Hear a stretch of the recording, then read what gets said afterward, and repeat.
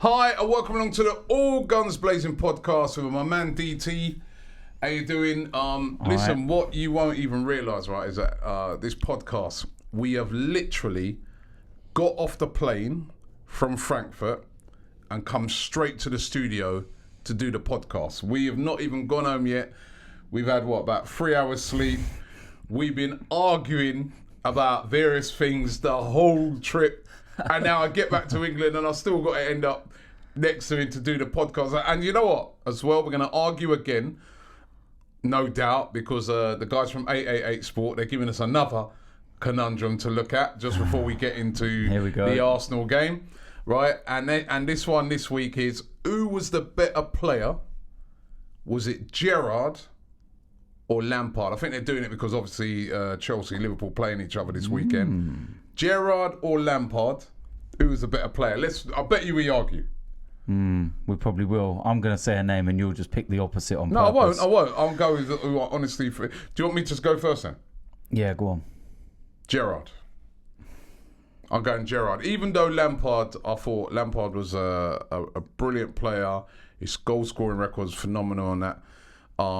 But I think Gerrard, and I'm going to agree with what this guy says in the video. Check out this video now. I want you to watch this. See what you think. Right, so the big debate between our sets of fans will always be Lampard versus Gerrard. That was the right answer. So that's it. I'm agreeing with that guy, right? Lampard was in a better team, but Gerrard to me is the better player, better leader. You could give him the ball. The only thing about Gerrard is he got injured too much, and of course that little slip-up thing is always going to go against him. But that's why I go Gerrard. And the link is in the description. Make sure you click on that and comment on it as well. But me, I'm going Gerrard. Who are you going for? I'm going Lampard. No, I understand that he played in a better side. Chelsea at that time. It was obviously when Roman first come along and they were winning stuff. But he was influential in them winning so much. Champions League, Premier League, FA Cups. The record goal scorer, isn't it? Yes. Yeah. UEFA Cup or Europa League, whatever you want to call it. Super Cup. You know, I think the only thing that's really missing off Gerrard's CV is the Premiership. Lampard's CV, you mean? No, Gerrard's CV. That's what's missing in comparison. But remember when they won that Champions League? That was Gerrard. Yeah, of course. Who dragged them. You know what it is? It's one of them $50 million questions, and that you're never going to have one definitive answer where everyone will agree on. It's over preference and maybe the style of player and what you like personally. And I just feel that given the amount of goals that Lampard scored and the trophies he won, I'd say that outweighs it for me. Okay. Xhaka or Gerrard? No, I'm only joking, right? Listen. You want another argument? The comments, I want you to click on the link and comment on that video and let the guys from 888 know what what's your opinion on it. It's one of those that's right down the middle, but I do think Gerrard. But listen, enough of that. 3-0. 3-0, we just got back, right? When we was going over for the trip, we both looked at each other and said, you know what, we'll take a draw here, man. Yeah. It's going to be a hostile place to go to. We'll take a draw. And do not get it twisted. It was a hostile place. Yeah. The support of the Eintracht Frankfurt fans was amazing. They were loud. They screamed at the referee for every decision that went against Frankfurt. The referee was very strong in the game, actually, sending off a Frankfurt player. And convincing, if not convincing, when you watched it, because they had a lot of chances. But 3-0 away from home at Eintracht Frankfurt. I think they haven't lost there since 2016 or something. In the Europa League, they got to the semi-finals last year. Were very unlucky not to beat Chelsea to get to all the way to the final. We know they've lost a couple of their star players, but they still continued on that great form at home. That's an excellent result for Arsenal. The first game, superb result, wasn't it? It is, especially when you look at the changes we made. Yeah. Unai Emery has to take credit, and I said that with you in the player ratings, that, you know, he takes criticism when it's justified, and he has to have praise when it's justified. And I felt that he was very brave in some of the decisions he made in terms of personnel, given the week we've had and the stick he's been getting. Because when you saw the team, right? Yeah, we all did. Before the game, right? And when he saw the team, right, you should have seen his face. And he's I think you got this little thing you do, right, where you start pacing up and down. If he, oh my God, if you see the team, Robbie, right? Listen, and I must admit, when I looked at the team, I'm like, yeah, we were all the same. Man, are you serious here? Because this is a cauldron here, man. When I spoke to those Eintracht Frankfurt fans at that Oktoberfest thing, they were saying to me, they go, yo, this is like our biggest game for 20, 30 years, right? Arsenal coming to town, they go, we're going to be so up for this, right? So when I saw the team, I'm like, are you serious? So many youngsters, Saka, Willett, Martinez, you know what I mean? Such a changed team. Smith Rowe, that really surprised me. I was like... Yeah, there was some surprises Mustafi, I was like, you sure about this? But... I kind of had an idea that Mustafi would come back, Yeah. given recent comments and the fact that he's still here. Calum Chambers, maybe not so much as a right back, more of in the central area. So those weren't really surprises. Smith Rowe was a surprise inclusion, given the fact of how long he's been out with his injury. Obviously, he was on loan at the back end of last season and everything, so that was a shock. Saka, I think, was a bit of a surprise inclusion as well, and I think that we learned so much about him last night. Not just the assists or the goals, or we know what a talent he is, but what we learned from him last night is how he can handle certain situations and the atmosphere, because you never know what it's going to be like for an 18-year-old going into something so hostile. I think he started the game, he made a couple of little sloppy errors and stuff like that, but he grew into that game. Yeah, grew into the game. Basically, he was definitely, like you said last week, you said in the player ratings, man in the match. Yeah, and the thing 2 is assists as well, and a goal. Going back to Emery as well, it was brave of him to keep him on the pitch for the whole 90 minutes, because when the substitutions were being made, I know Joe Willock got taken off. I think that might have been down to more that he had a card as well, and it didn't want to get it evened up, but wingers normally come off. They're normally the ones that get sacrificed and stuff like that, and you look, Smith Rowe come off for Pepe. Well, he was playing on the right wing. Yeah, I know he was playing. As I was telling you, I keep telling you, right, when we did the teams yesterday, I told you we'd go with a 4-3-3. 4-2-3-1. It was a 4-3-3. Let's play 3 at the back. I go, no, let's be positive. 4-2-3-1. Let's play a 4-3-3. And I was glad that Emery did play a 4-3-3. Behave yourself. It was a 4-3-3. You think you're a tactical genius. All right, what was the formation then? More 4-2-3-1. All right, talk me through the 4-2-3-1. I'm too tired. I've been putting up with you for the last 48 hours. I've had enough of you. I have had enough of you. You know what I liked about Oktoberfest so much? Because when you're drunk, you're nice, and I can actually be around you because you actually show love. 4-3-3, mate. Remember that. Nah, man, move yourself. Yeah? Listen, I know what I'm talking about. All right. When you manage your own team, then you can talk to me, man. 4-3-3, positive. And the positivity of the performance is we created a lot of chances. Yeah. And as a matter of fact, right, even though they had a lot of the ball and there was moments, a lot of their shots. They had a couple of chances that on another day a top striker like an Aguero would have put away probably. Yeah. But we had clear-cut chances. I would say in the first half there was only one real where that big giant had Dost. He had a free header that went just wide.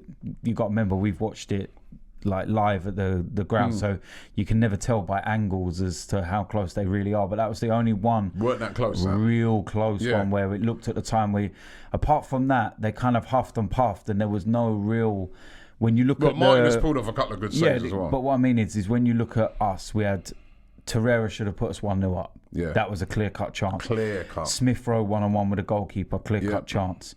Willock had a clear-cut chance. Aubameyang with an open goal in the second half. Yeah. You're talking, those are clear-cut chances. Yeah. And I just felt that we had so much more of the clear-cut chances. But it was good that we were creating chances because, as I said, it is a positive formation, right? the youngsters were very hungry. I liked the way they were. Willock, he picked the ball up. He was driving forward. Saka was excellent, like you said, right? And actually, it wasn't quite a quiet game for Aubameyang. He didn't have a great game. He missed a lot of chances in the game. Did score in the end. And Xhaka, much better performance by Granit Xhaka. I mean, I thought he was quite solid in the game. Yeah, sort of sitting just behind Torreira and that. Well, that's what I mean. That's what you get when you play that 4-2-3-1 formation. And it was a 4-3-3. It wasn't a 4-3-3. Xhaka and Torreira. So that was a diamond. Right. Xhaka and Torreira sat as like the two, but Torreira and Willock were rotating and Torreira was getting more forward. And then obviously you had Smith Rowe on the right hand side, you had Saka on the left, and then Aubameyang was playing as the central striker. 4-2-3-1.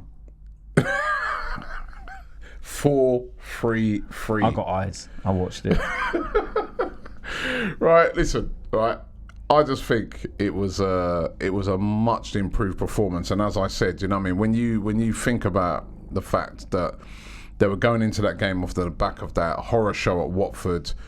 Criticism's been flying around. It was very brave of Unai Emery, because if that would have went wrong last night, he could, literally his job could have been on the line at that Villa game. I already said that.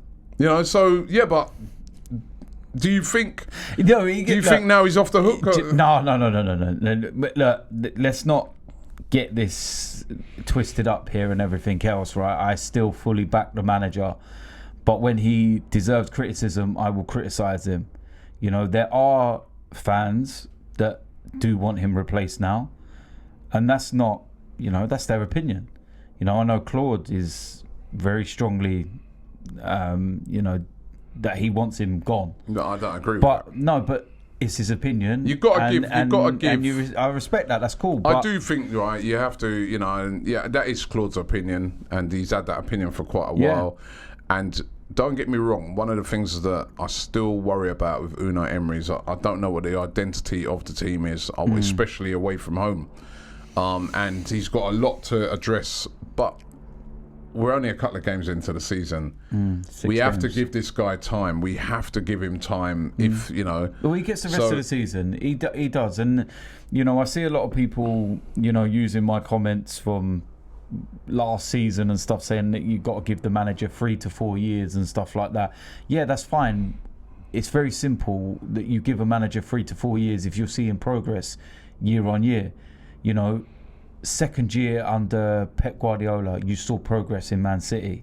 Second year under Jurgen Klopp, you saw progress with Liverpool. So you can go from 2 to 3 to 4. But if you're getting into your second season, let's use Arsenal as the example right here, but if Emery's had his second season, we get to May and we've not got into the Champions League again, then you've got to make change, because I'm not seeing progression. And at the moment, I don't think it's that difficult to get in the top 4. That's not arrogance. It's the fact of everything that's going on around you. Chelsea's on the transfer ban, and they're having to play players that they would never normally use. Lampard's a new manager. Manchester United, they've been going through transitional periods since Fergie left, and they've only finished above us once in 6 seasons. So that leaves us and 3 other teams. We should have got in the top 4 last year, and we failed miserably because of the awful end of season 4. So why should we not get in there? I think that we've got the tools within the squad to get in the top 4 comfortably. Forget the Europa League and winning that. I'm talking about top 4. We have enough to comfortably be in the top 4 and be in top 3. We have it. Do you think with the game against Frankfurt that Unai Emery realised after the game against Watford that this playing out from the back thing, he's like, hey, maybe that's not the right thing to do right now, because there was a definite change in how things went on. He didn't play it out. The funny thing about the game is that you saw at the start of the game, it was almost like the Frankfurt players were on the starting blocks, waiting for it to be played out. Right? They've been watching the Watford game, they've been watching the tapes, and then Martinez goes and hoofs it down the pitch. They're like, hey, right? And then we were getting in with those long balls. But that's the thing. Do it a bit differently. Was it instructions from Unai Emery, or do you think it's just because this Martinez is a bit of a different goalkeeper, and he switched it up a bit? Because Leno does like to play it out and play it out from the back a lot. And, I'm not too sure because it wasn't. Martinez wasn't giving the indications that he was not going to play it short and play it long. It's like they knew what was coming. So I think it was a plan. But you still have the two defenders come in the box next to him. But what I'm saying is that even if you're going to clear it long, you will never, us playing the ball short, we're telegraphing what we're going to do. So you're waiting for it. So if our defenders then say, right, let's go up to the edge of the box because we're going to kick this long, you're basically telling the team what you're about to do. So the idea is for your guys to come short again, so the opposition think, right, they're going to play it short, lads. And then you go long. And they're like... So... Because they definitely mixed it up a lot in the game, and it worked. Yeah, that's what I mean. There was a couple of times. It got Frankfurt in a mindset where they were standing there going, they're going to play this one short or they're going to play this one long. Yeah. And then they weren't so on the edge of the box now. They were like retreating a bit because they were like, hold on, we need to take 5 yards back because they might actually pump this one long. And the thing is about it, pumping up a long ball up diagonally to an Aubameyang is a real weapon, because if he gets that under control and turns and starts running at their defence, we're in. Yeah, and you know what I mean? Because he did that a lot yesterday, and Saka did it as well. And this is why you just look at it and say, we have to mix it up. Surely he'll see that game, and I'm hoping that against Aston Villa now he'll think, right, we continue that on. And not what I've seen since pre-season. Every single time we're trying to play it out from the back. Every time. We did it at Watford. Even though we were under enormous pressure, we still continued it on. So hopefully, and it looks like Unai Emery's learnt his lesson with that, which will be a good thing. That he's not just being stubborn and saying, no, I'm sticking to that. Yeah. But, and he's learned his lesson on that one, and maybe they are going to mix it up now. We'll find out Sunday, won't we? What do you think you should do? You've got to mix it up. Because it doesn't, it doesn't give the opposition any kind of idea as to what we're about to do next. It's the element of surprise. It's the whole thing about football and about, surprising people and not being predictable. We used to moan about that kind of stuff under Arsene Wenger, like the 70-minute substitutions and things like that. So you need to be unpredictable because... At one moment, they're going, are they going to play it short or are they going to play it long? We need to take 5 yards back because the last one was long. And then when they take that 5 yards back, that then gives you that extra room to play it out from the back because they're not pressing so high. And then the next time round, they might sit on the edge of the box going, right, they're going to play it short again, lads. And then you go long. And that's where you create the space. It's what does it tell you now about Arsenal's academy? That you look at that game, Saka, Willock, Smith Rowe, right. Martinez as well. He's been there a long time. Yeah, been there a long time, and not exactly for the academy, but been there a long time. Been there a long time. Maitland-Niles. This is good, isn't it? That we've got so many young players coming through the academy. They're getting game time. Unai Emery commented on it as well and said, "Listen, we're all about promoting these young players and stuff like that," and it's brilliant to see, isn't it? It is, and I tell you who needs to take a lot of credit for some of those, for the way they've come on leaps and bounds over the last year. Freddie Ljungberg.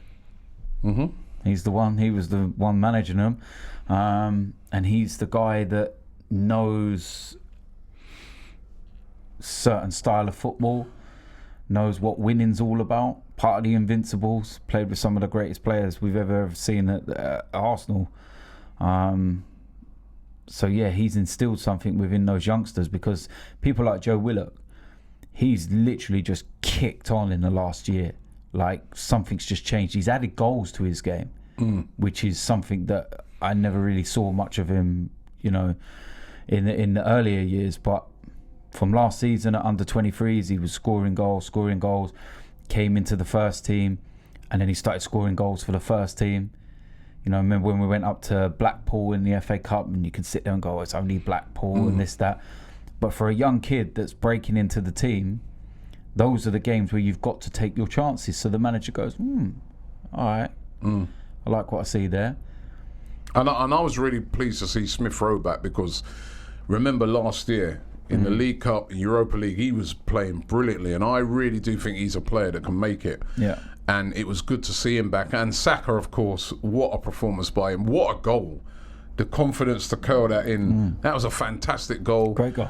2 great assists as well. Yeah. I mean, the assist for Aubameyang was Well, he exquisite. won the ball. And then slipped it in. Yeah. So, like I said, for an 18-year-old, that's really good. And Would you play him on Sunday against Aston Villa? Yeah, I would.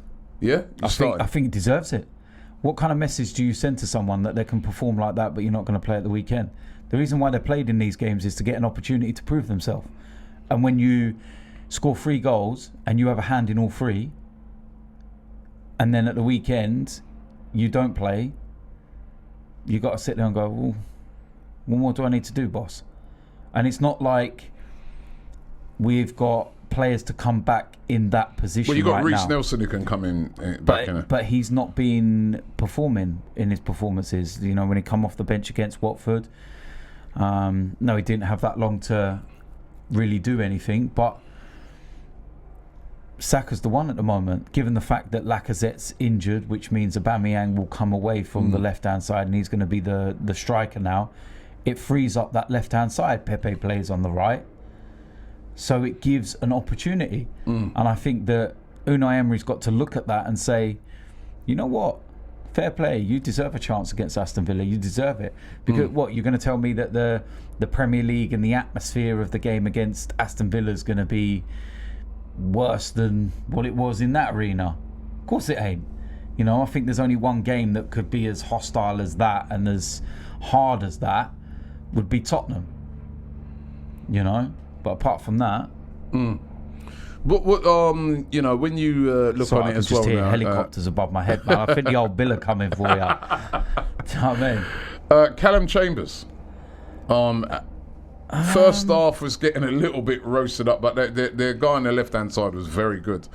But grew into the game as well. Yeah, he grew into the game. I don't like him as a right-back, especially in the Premier League. I think you come up, I guess, maybe a little bit more pace and a bit more physicality.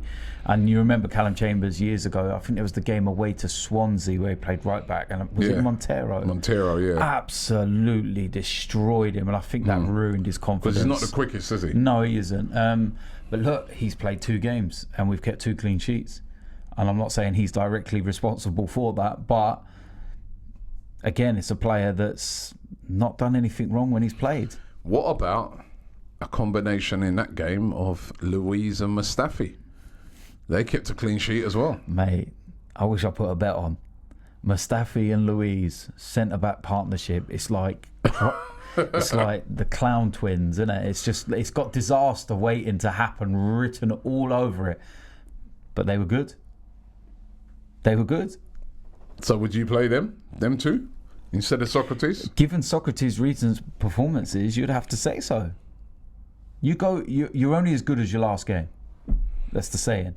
It's not like, if for example, someone say Aubameyang got arrested last night, and then whoever went in up front scored a couple of goals or so, yeah, that you're not going to replace Aubameyang at the weekend.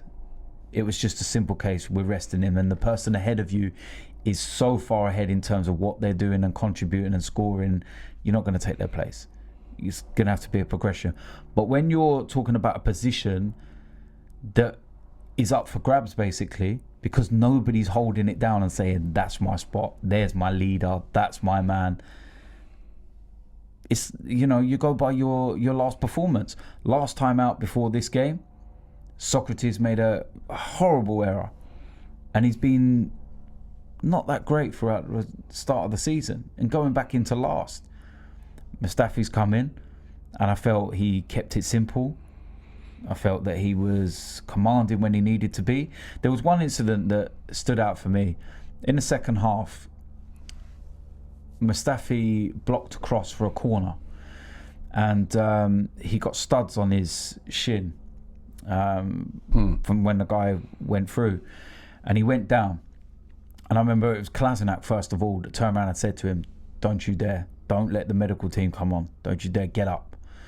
And Mustafis got up and he was limping off, and it was when the ball broke from that resulting corner, it was Mustafis that threw his body in front of the ball to block a shot that come in. And that stood out for me, and I was like, you know, do the simple things. You know, and I said to you, we said it recently, stop all this back on top tweeting and all this crap and whatnot. Concentrate on your game, play the simple stuff, get yourself back into a bit of form, and let's see where it takes us. And then he goes back on top. No, but look, but the thing is, he take us back on top. He put a tweet out yesterday after the game about the performance. There was no back on top. And I'm not saying he's watched me and listened to me. I'm just saying, but maybe if he watched you, he want to kill you. Things you said but about him. maybe within himself, or maybe some of the teammates have spoke to him and said, "Look, we know the situation. We know the boss wants you out. We know that you might not be here for long. But look, get your head down. Stop all the." And I said, you know, listen, you've got to play there. business. If we're gonna sell him on in January or at the end of the season, he needs to be playing games for him to get the value of, you know, get his value up. You know, so Nicolas Pepe. Still no goal by Pepe. Came on, couple of assists. Thought to yourself, maybe this could be the perfect opportunity for him to score. There was that chance right at the end where Aubameyang was through, and you thought, slip in Pepe. And Aubameyang just said to himself, "Nah, man, I need a goal. I missed one earlier on. You go and get your own goals, mate." But then I have watched the replay of it now, and Pepe was offside. So if he would have laid it across, it would have been disallowed, and then we'd have all been cussing Aubameyang for not taking it. Do you know what I mean? But Pepe, so far, what have you made of him? I've got no problems with him whatsoever. Again, £70 million. Listen, so far, we ain't really. Look, the guy's had no pre-season, and we're not talking about a guy that's had a pre-season where he's been resting and, you know, chilling and kind of recharging his batteries. He was out with the African Cup of Nations. He came back. The transfer was done. He's come here. He's gone back. He's trying to, you know, he spent the first few weeks, you know, staying in the hotel that Arsenal put all their new players in and everything. He's got family coming over. He's now getting into his place. He's trying to learn the language. He's different culture, different style. You know, and it's... Because there's a guy said to me last night, he goes, "Robbie, I ain't sure about this guy, you know." Nah, listen, even when he came on... I mean, it could be another Javinha. No chance. That's what he said. No chance. I'm just going... First of all, he's got a better hairline. But the thing is with Pepe, when he came on, the first thing I noticed was as soon as he come on, the left back was taking 5 yards back. He already was petrified of him. And they're not stupid. And the first thing he did was he roasted that left back and he got wiped out for a foul. And I've got no problem with Pepe. He just needs a goal. Like Henry, like Bert. I think Henry went 7 games, I think it was, or 8 games, and Bergkamp went about 9. And ironically, Henry and Bergkamp both scored their first ever goals for Arsenal against Southampton. So when are we playing Southampton? Oh, I'm not sure. Hopefully it ain't like December or something. Hopefully it's in a few weeks. But look, once he gets that goal, it will give him that confidence. But what you got to remember as well, he's got a couple of assists in. He's played... What's he played? We've played 6 games. You know, and he hasn't played all of them. He hasn't played. He's started only 3 out of 6. 3 sub appearances, 3 starts. 2 of those were against 2 sides in the top 6. One was at Anfield, where he caused so many problems. Remember that. Should have scored as well. Should have scored. But when you look at that as well, and you say a couple of assists in there, yeah, you know what? He just needs that goal. I've got no problems with Nicolas Pepe at all, man. You can tell what he's doing. You can tell what defenders think of him, and you can tell they're worried about him. Where was Ozil? We're in Germany. He's from Germany. Yeah, but the Germans don't like him. He's from Germany, but they don't like him. Yeah, but where is he, man? I don't know. He's probably playing Fortnite. He was rested, apparently. He's only played 1 game this season. Look, don't ask me this. 1 game. Don't ask me, because the thing is, no, I'm asking you because I know he's your boy. You know what I mean? You always... Can you understand why people are getting frustrated with this guy? I can understand, but what I'm saying is we don't know whether this is his decision or Unai Emery's. And do you know what? Does he play for this team? Look, I was speaking to someone yesterday, and one of my boys, Don't worry. Your sources. One of my sources. Hey, listen, if it weren't for me, you wouldn't got a lift to the HPL stadium. ketchup. You know what I mean? I had one of my German guys come give us a lift. You know what I mean? But what I'm saying is that, and he was talking to me about Ozil and a few things, and I was like, you know what? He made a really good point that is this Unai Emery's way of slowly starting to force him out, and maybe Ozil could be gone in January to America. What, would it make any difference? He ain't even playing. I know he's not playing, but what I'm saying is... Well, he ain't going to be missed, is he? Because the guy never plays. But no. It's the same thing last season. But that's not the conversation we're having. What I'm saying is, it's not about whether we're going to miss him or not. It's about what's actually happening behind the scenes. Is this Unai Emery's way of, pushing him slowly out? Because I feel the club wanted him gone in the summer, but him and his agent have not budged. Well, why would you? 350 grand why a week. Would you? But he's not justified. I mean, when you hear things like, oh, he was tired, or look, I don't know. Rest. Look, Unai Emery said rest from what? But Robbie, Unai Emery also said that Dani Ceballos came off against Watford because he was hot. Yeah, well, that was ridiculous as well. Well, exactly. So you've got to sit there and go, is this Emery's decision? Is this his way of slowly pushing Ozil out the door? They've gave him the opportunity of saying, you can go and we'll do this the nice way. Maybe now Emery's being told from the hierarchy, need to get him off the wage bill, start to push him out. Interesting to see if he plays on Sunday. I mean, it's going to be an interesting game as well. Aston Villa, they're down there near the bottom. Another team down there near the bottom. They've got off to a 1-1 game, but drew. I watched their game against West Ham on Monday. Yeah, and looking at that game against West Ham just again makes me realise that in that game we need to be positive. West Ham were causing them lots of problems until they got a man sent off, and then even then Villa didn't really create a lot. I don't think Villa is that sort of team that's going to score loads of goals. I think Villa will play very defensive-minded against us. Sit back. And break us down. I don't think they're going to be a completely defensive team. I don't think they're that type of team. No. I don't think they're managers that got that mentality. I just feel that they'll be organised. When they come to the Emirates, they're going to be an organised team, but they'll try and catch us on the counter. But I really do think watching Villa the other day that being on the front foot they can be got 4-3-3 and having a go 4-2-3-1 and attacking them. We got to attack Villa. Yeah, we do. We got to be positive. And I think if we are positive, we can.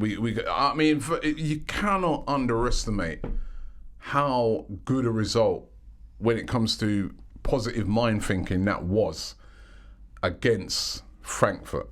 That would have lifted, of course, everybody on that training ground over the next couple of days. You know what I mean? That result is going to lift them up, because had they gone there and lost that game, they'd be on the floor. But now they're all going to be thinking, bring Villa on, bring them on. Yeah. And Villa will be looking at a performance and thinking, hey, hold on a minute, man.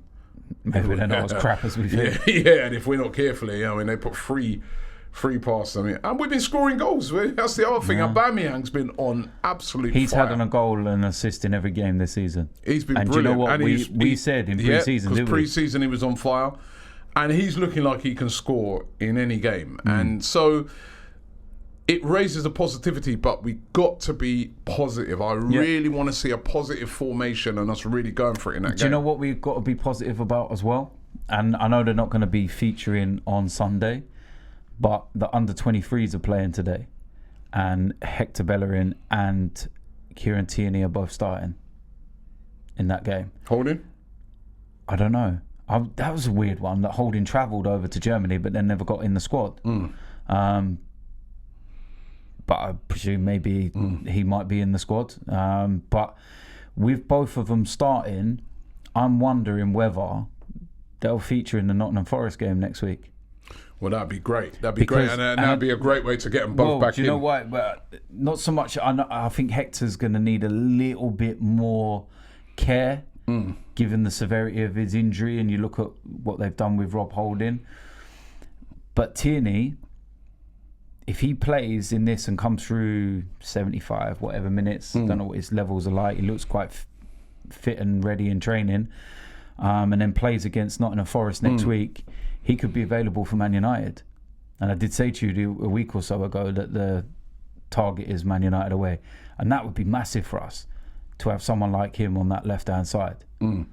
So, yeah, we'll keep an eye on that one tonight because I'm looking forward to seeing that. Very interesting. Thinking about the team for Sunday.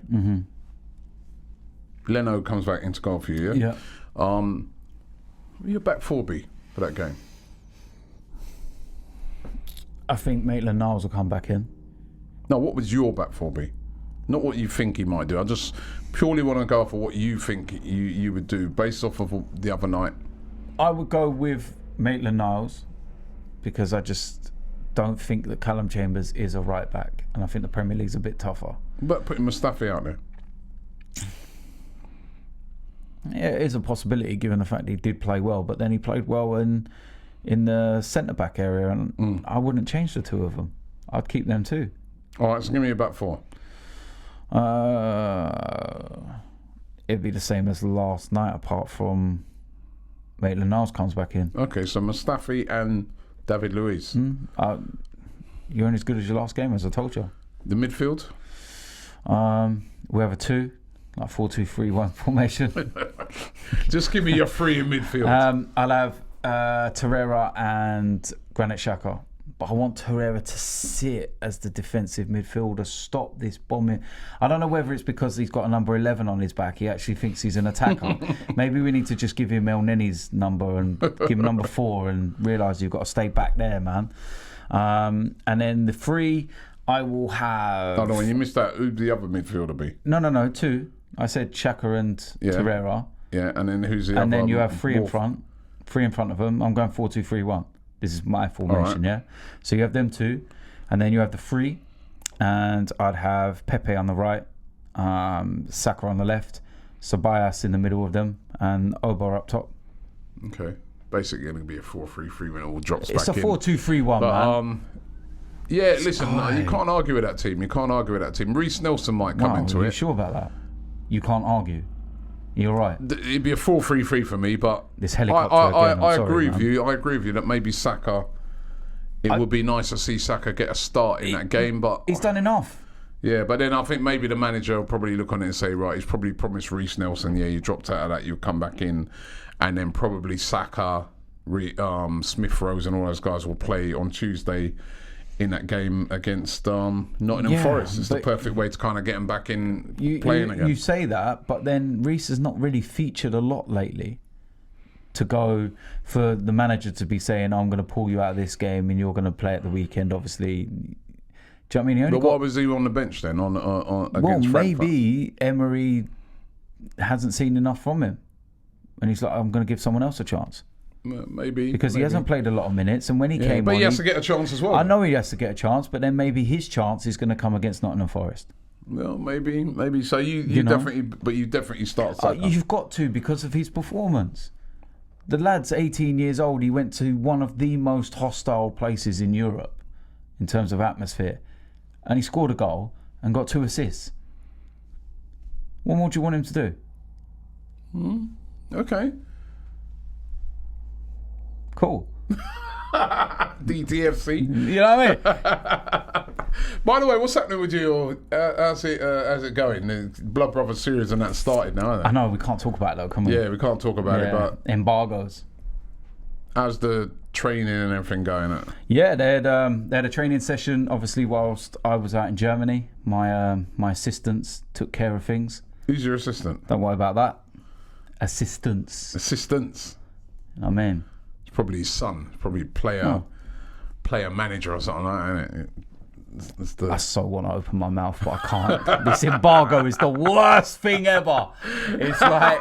No, it's the best thing ever. It shuts you up, you know what I mean? Chatting crap all the time. But I'll tell you what, there were, for all of you lot that are watching in and obviously have taken an interest and seen everything, we were actually talking about this, and it's going to be quite amusing because when we play each other... everyone knows the dates, that's not a secret or anything, but obviously we play each other on the 4th of November. And obviously with the Europa League game in Portugal being moved to the Wednesday. We're now flying out to Portugal on the Tuesday. And although we won't be able to reveal the score from the previous night in any of the videos we do, whoever loses that game, that's going to be the worst trip ever. That plane ride is going to be that's going to feel like the trip to Singapore, like 13 hours. If you lose to my team that night before, you're going to be like, give me a parachute, get me off this plane now, please, just let me off. If you lose. Oh, mate, I'm not going. I'm not going. I'll be like, Robbie, I'm ill. I'm not going. It's only the Europa League. I'm not going. See you later. By the way, listen, I want to say a big thanks to everybody who came out to the event the other night, the 1 million subscribers party that we had at YouTube. That was brilliant the other night, and everybody watched it on the live stream. You can still watch that, by the way. And the live stream was brilliant. That was a good night. It was a fantastic night. Really, really was. I'm still feeling it because we had that. And then literally then a few hours later I had to fly out to Germany. Then we got to Germany at the Oktoberfest. Oh, bloody hell. Yeah. That was a long night, that was as well. Wait, I'm gonna finish something off here. What? Because you rudely cut me off at the end of the player ratings. Don't think I've forgotten, yeah? When I said, can I ask you a question? And you went, no, and walked off. People have been saying in the comments they want to know what I was going to ask you. What was you going to ask? I was going to ask your ratings of, the Germany as a whole, the trip. It was not. It was going to be a nice, genuine question. I don't believe you. It wasn't. It was going to be a nice, genuine question. I wanted you because I think as well, because I've seen some people comment it, they want you to, because obviously we give player ratings, manager rating, fans and stuff, but when we go onto these European trips and stuff, there's a lot of people that watch and, they get to see certain things and areas and cultures and all these kind of things that we get to experience. And I feel that some people have said they want to, what you'll give rating for the area and the people and the, the atmosphere. Well, let me rate that trip overall. I'll give that like maybe I'm gonna give it a 9.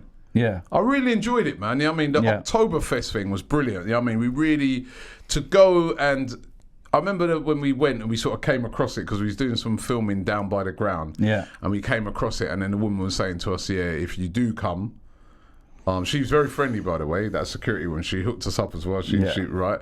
But she said, if you do come, you can't wear what you're wearing. You've got to wear traditional German wear and that. And it's all traditional German. And I was thinking, well, wear them shirts and all that. And I was saying, I ain't wearing no lederhosen and thinking like that. No, I know. Right? And she goes, no. But I'm telling you, we came back, we put on all the gear and everything, and we immersed ourselves in it, and it was absolutely brilliant. It was. I mean, it's I know it's a lot of beer drinking and stuff like that, but I'm not really into the music, but we were still dancing and that. The way they all get up on the tables and that. We're trying to eat dinner and they're all dancing around us. We're trying to eat dinner and the plates are shaking everywhere. But that was absolutely brilliant. It was all right. The game was brilliant. Obviously, great performance. The fans are Eintracht Frankfurt fans. Amazing fans. Brilliant atmosphere. No trouble. Although I did see a guy last night tell me that he got headbutted by a Frankfurt fan. So he said it will be the same. The funny thing about it, right, is that the Frankfurt fans were all right until the English fans, right, started singing when their player got sent off. They started saying, "Oh, Wiedersehen," and they could obviously understand that, and they went mad. They were like, all of a sudden, they all switched and started. To be fair, there was a guy standing in front of me. And when we started doing that, because we carried it on once we got 2-0 and then 3-0, and then they started throwing drink over at us. And the guy in front of me got smacked straight in the face by the plastic cup, and his whole face was covered in beer. And he wasn't even angry. He was sitting here, he was going, do you know what? Fair play. That was a bloody good shot. That was all right. And he was cracking up. We're 3-0 up. He didn't care. He's covered in beer. And he was like, that was a bloody good shot. But the fans were brilliant. It was a nice stadium. And Frankfurt is such a nice city. It was really, however. Yes. Right? Is this why it doesn't get a 10? Yes. Yes. It gets marked down because the area that we stayed in, out of the whole of Frankfurt, so we went around, everywhere was nice. It's almost like as if It was almost as if they said, "Yeah, you ain't going in a nice part now. We're gonna leave you in the area that we stayed, man, which was like it's a little area right near where the central train station is. 4-star hotel. The hotel weren't bad, apart from the fact that your room stunk of shit. Yeah, sorry." There was a sewage problem, right? There was a sewage problem, right, in my bathroom, right? Which I had to spray out all of my, literally the whole of my cologne.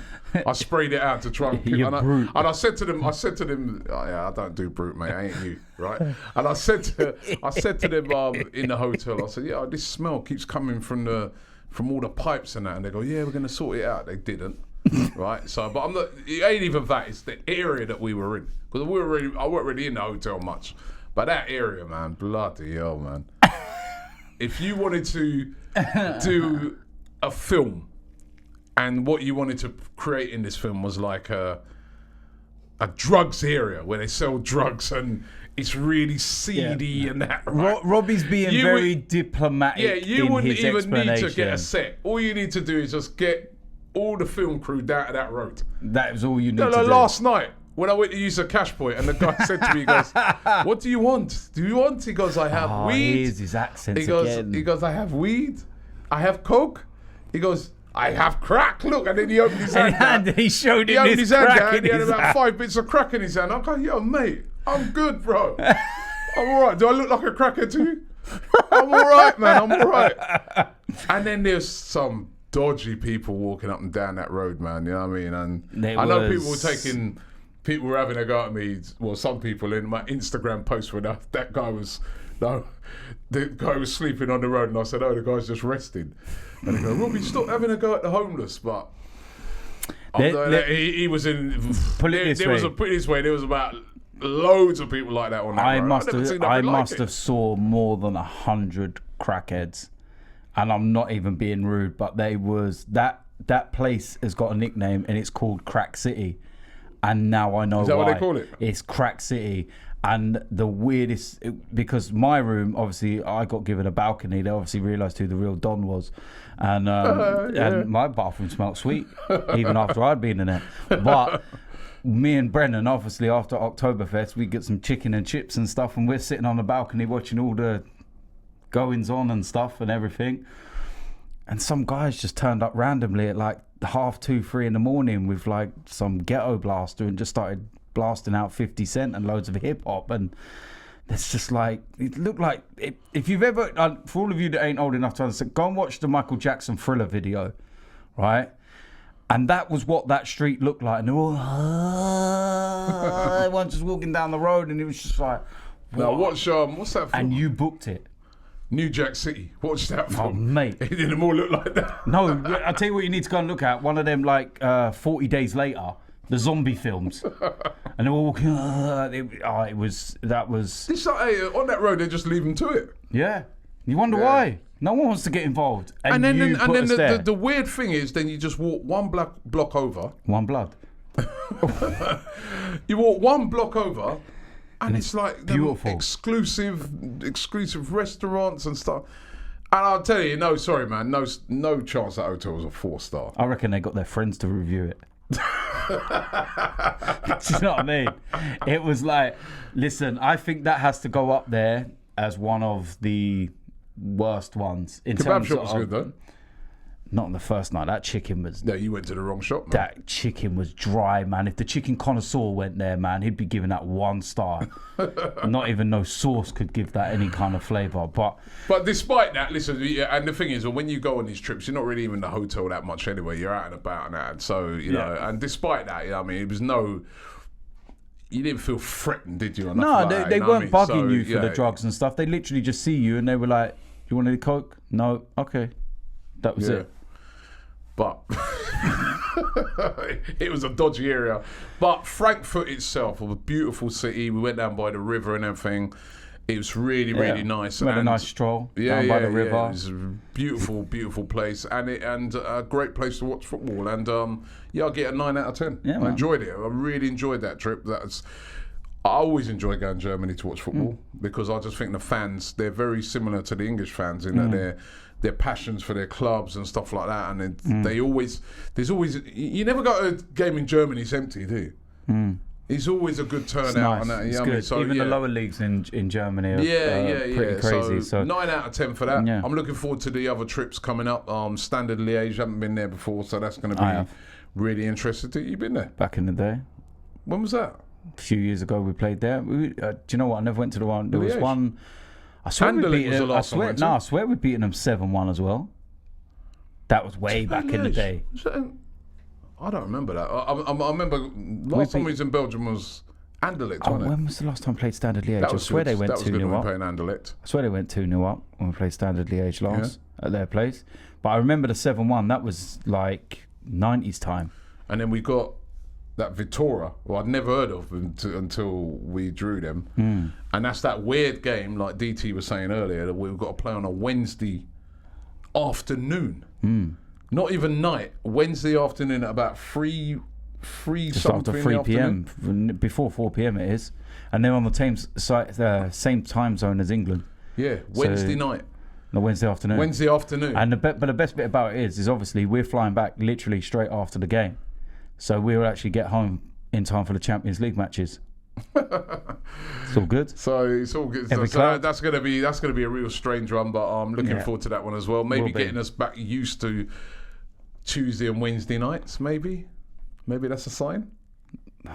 Don't start that again, man. I want that Champions League football back, man. And it was nice to go to somewhere in the Europa League, and I ain't wearing snow boots and goggles and stuff. Although it did get cold towards the end last night. It did get cold last night. But listen, it was positive. It was a great result for Arsenal. Well done to Arsenal. Let's hope that they can get another positive result, get us back on track in the league against Aston Villa. We're at home.